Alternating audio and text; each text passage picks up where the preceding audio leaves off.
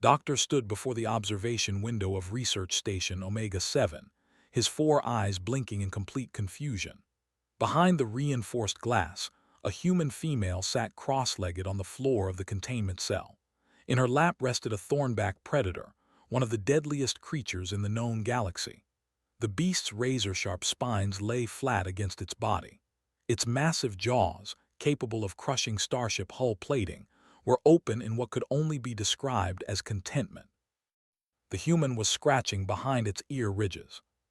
"She is going to die," said flatly. "Any moment now, that creature will remember its nature and tear her apart." His colleague, senior researcher, checked her data pad for the 100th time that day. "She has been in there for 6 standard hours. The thornback has not shown any aggressive behavior since she entered." "That is impossible. We lost 14 research drones trying to study that specimen. It destroyed a military-grade containment field last cycle. How is a soft, fragile human calming it down?" The human, whose name was Sarah according to her ship's manifest, looked up at the observation window and smiled. She waved at the alien scientists with her free hand while continuing to pet the massive predator with the other. "I think he likes me," she called out cheerfully. "I named him Buttons." Felt something inside his brain struggle to process this information. He turned to her with growing desperation in his voice. "She named the apex predator of the system, Buttons." "Yes, she has been talking to it for the past several hours. Apparently, she believes it reminds her of a creature from her called a cat." "A cat? What is a cat?" I pulled up an image on her data pad. A small furry creature appeared on the screen.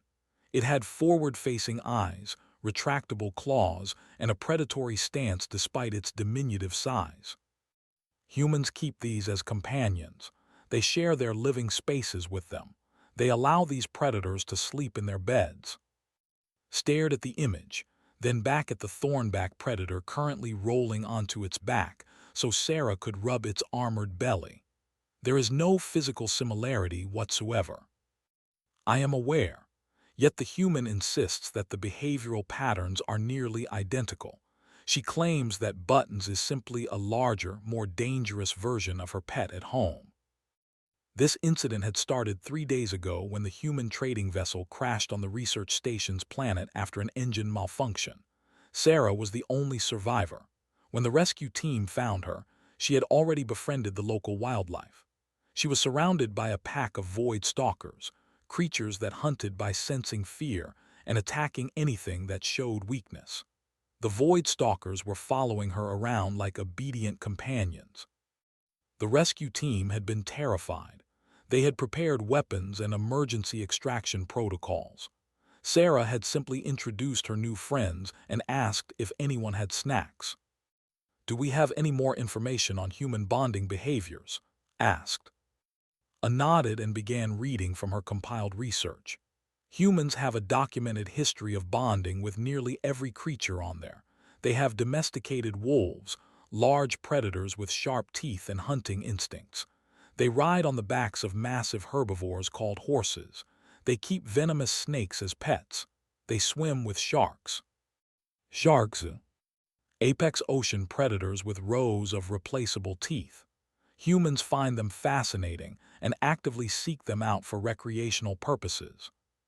Sat down heavily in his research chair. His understanding of the universe was crumbling around him. Every species in the galactic community operated on basic survival principles. You avoided predators. You feared dangerous creatures. You did not give them affectionate names and belly rubs. "There must be some scientific explanation," he insisted. "Perhaps humans emit a chemical that suppresses aggressive responses in other species." "We tested for that. There are no unusual chemical emissions from human skin or breath. We also tested for psychic abilities, pheromone manipulation, and sonic frequency modulation.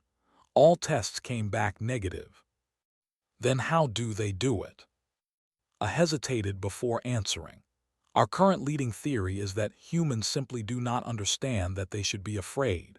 They approach dangerous creatures with genuine affection and complete confidence. Most predatory species have never encountered this behavior before. They do not know how to respond to prey that treats them like companions. Inside the containment cell, Sarah had produced a small ball from her pocket. She was now playing fetch with the thornback predator. The deadly beast bounded after the ball like an excited juvenile, its massive tail wagging in a way that had never observed in any scientific literature.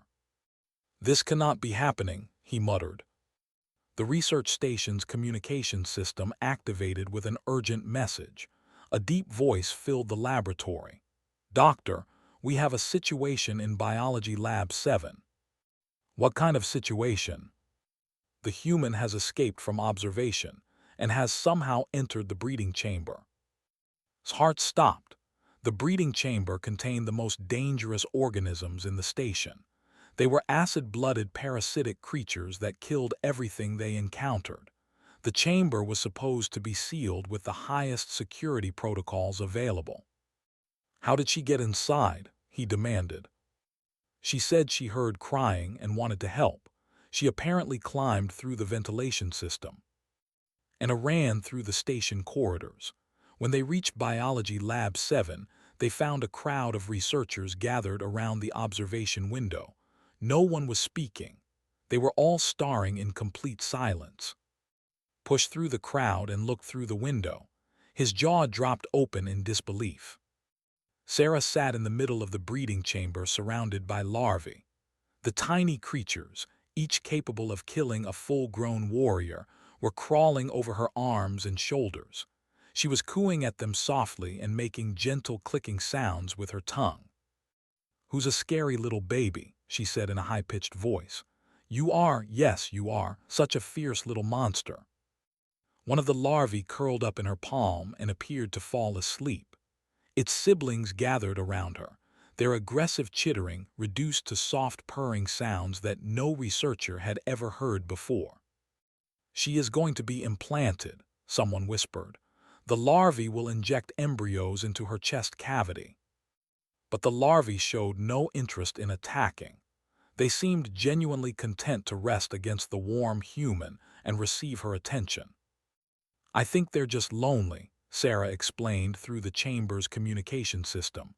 "Nobody ever talks to them or plays with them. They just want some love." Turn to I need a full psychological evaluation of the human species. Every record, every historical document, every piece of behavioral data we have. The investigation took several weeks.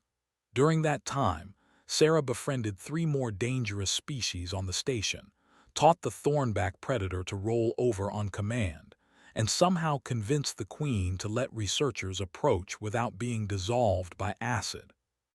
The final report was presented to the Galactic Science Council, stood before the assembled representatives of 400 different species, and tried to explain his findings.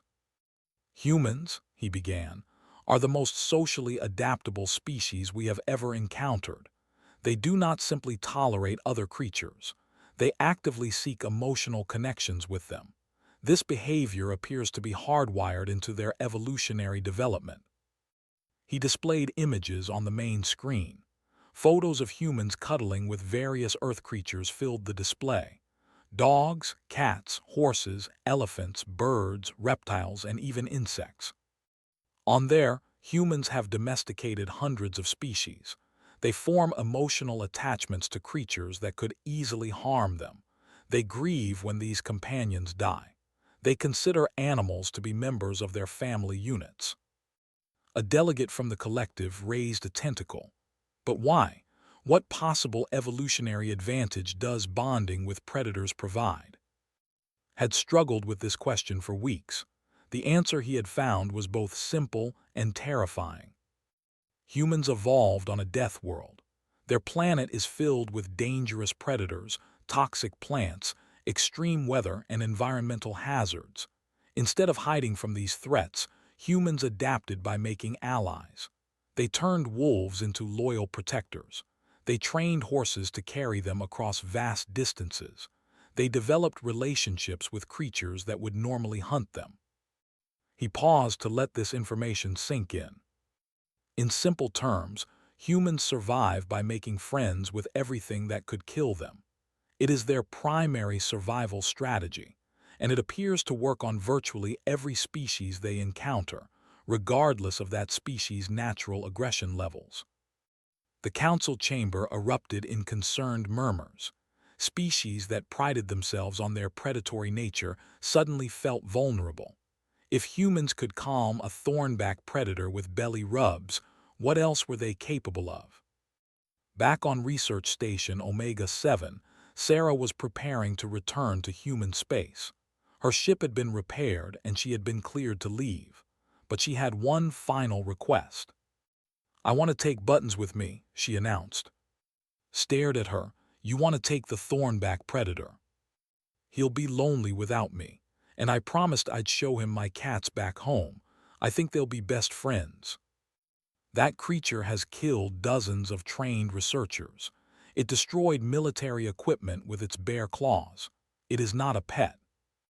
Sarah knelt down beside Buttons, who had grown to recognize her voice and always came running when she entered the containment area. The massive predator pressed its head against her shoulder and made a rumbling sound that might have been contentment. "Everything deserves love, Doctor, even scary things, especially scary things. Sometimes the most dangerous creatures are just the ones who needed a friend the most." She scratched behind Button's ear ridges, and the apex predator of the system closed its eyes in pure happiness. Watched them for a long moment, then he signed the release forms. "Take good care of him," he said quietly. Sarah smiled that warm human smile that seemed to disarm everything it touched. "I always do." As her ship lifted off from the station, made a final entry in his research log. Conclusion: humans are not dangerous because of their weapons, their technology, or their physical strength. They are dangerous because they make you want to be their friend. And once you are their friend, they will never let you go.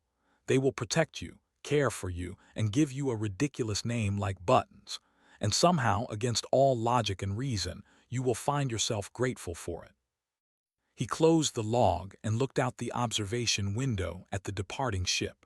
Somewhere in the cargo hold, a deadly predator was probably getting belly rubs and learning to play fetch. The universe would never be the same.